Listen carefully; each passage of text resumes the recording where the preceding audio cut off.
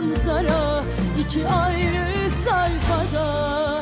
Ne oldu bize güvenirken kendimize, yar olduk dört duvara. Dön kahpe dünya durana kadar, dön düştük sevdaya. Hep aynı manzara, iki ayrı sayfada.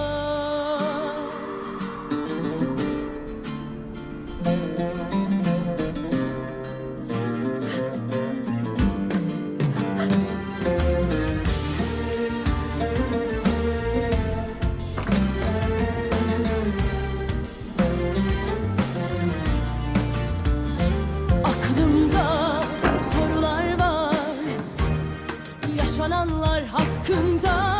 Niye küstük yarına, eskisi gibi olabilsek.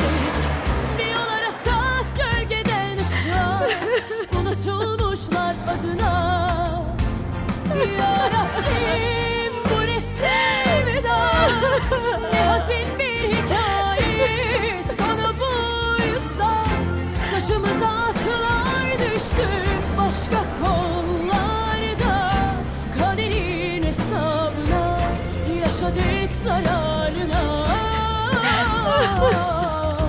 Başka kollarda kaderin hesabına yaşadık zararına.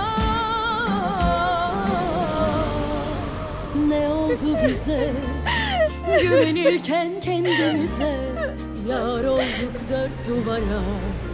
Dön kahpe dünya durana kadar, dön düştük sevdaya. Hep aynı manzara, iki ayrı sayfada. सब कुछ खत्म हो गया। अलीना, ऐसा मत करो बेटा। चलो ये दवा ले लो मेरी बच्ची, चलो शाबाश। बेटा जो होना था वो हो गया। हाँ, अब क्या कर सकते हैं? देखो अपनी औलाद का सोचो, मर्द है तुम्हारे पास, उसके बारे में सोचो। ऐसा मत करो मेरी बच्ची। चलो अलमास, मैं कह रहा हूँ चलो चलो। एक मिनट ना जाहिर, अंदर क्या ड्रामा हो रहा है सुनने तो दो। खाला बाहर आ गई ना तो असल ड्रामा हो जाएगा।